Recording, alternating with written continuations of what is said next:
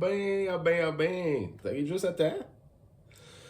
T'es en train de faire les fonds de queue. La suite de l'autre. Tu te rappelles, on avait découpé le fond. Moi, j'avais fait tailler mes petites queues d'arandes. Ah. On avait fait le V assis. Puis après, je faisais j'ai vidé le fond. Parce que moi, j'avais choisi cette technique-là pour te rappeler ça, la petite scie qui sert à rien.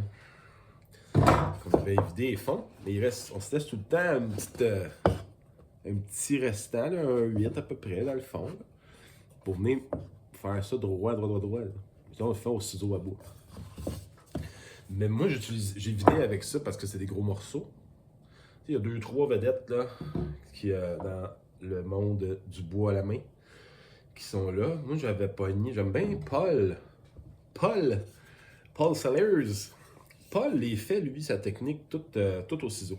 Il découpe assis, ici, évidemment. Là. Mais pour vider la viande qu'il y a là, il fait juste ça au ciseau. Je pense que sa méthode est plus rapide. Mais quand tu fais des grosses épaisseurs comme ça, ou comme la boîte à outils, j'ai tendance à choisir la petite lame. Parce que ça, c'est avec Chris Schwartz, un autre érudit de la manipulation des outils à main. Puis qui avait un bon argument, c'est que affûter ça versus jeter la lame une couple de fois, j'avoue que ça peut être intéressant, mais je pense que la méthode de Paul au ciseau complet est plus rapide.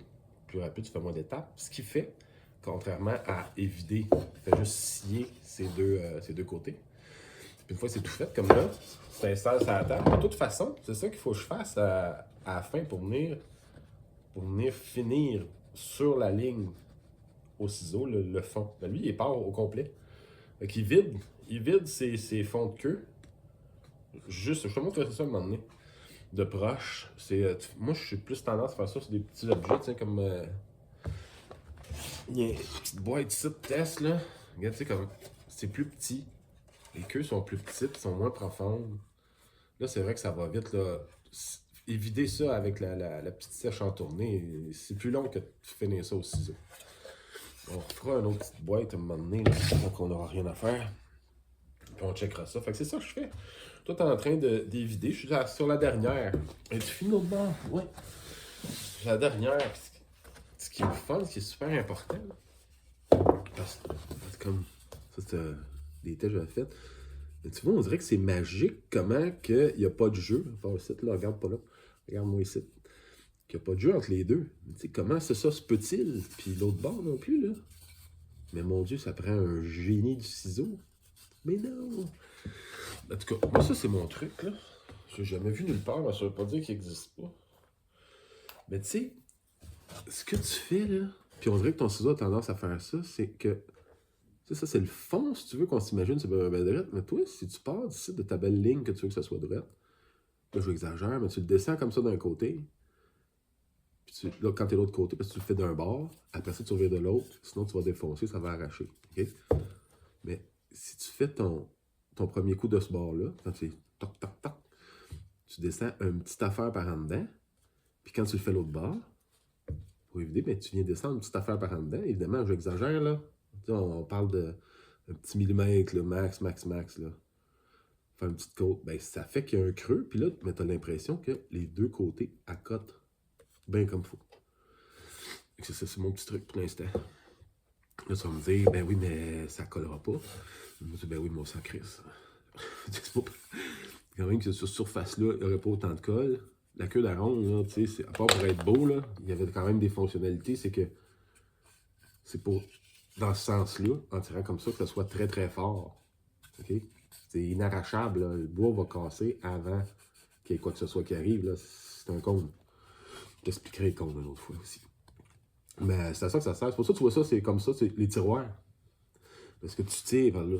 J'avoue que c'est un tiroir, c'est quand même plus esthétique parce que avant que tu arraches un tiroir là, en tirant dessus, avec ce qu'il y a dedans, tes bas et tes bobettes, là, on a besoin d'apporter du 4X large certain, des bobettes de plomb. Mais c'est ça l'idée, c'est que ça tire comme ça. Fait que quand même qu'il n'y aura pas de colle dans le fond, là, De ce côté-là, tu vas en avoir là, là, puis ce qu'on voit pas là, ici, dans le fond. Là. Oublie ça, là, c'est soudé ensemble. De ce que je comprends. Pas beau, ça? Fait que c'est ça que je suis en train de finir. Les petits fonds, après, il me reste celle-là, puis après, c'est fini pour ces panneaux-là.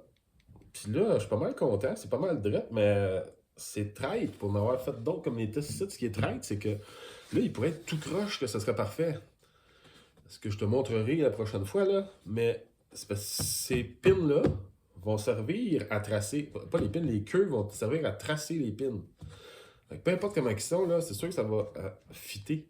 C'est quand tu coupes tes pins que là, ça fait des dégâts. Là, puis là j'ai le même exemple ici.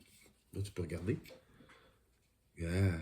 C'est à ce moment-là que ça fait des dégueulasseries. Comme ça. Les espaces. C'est quand tu tailles les pins que tout se joue. Bien stressant comme étape. Mais tu sais, il faut vivre dangereusement. Fait que c'est ça que je voulais te conter aujourd'hui. On se reparle bientôt. Bye bye.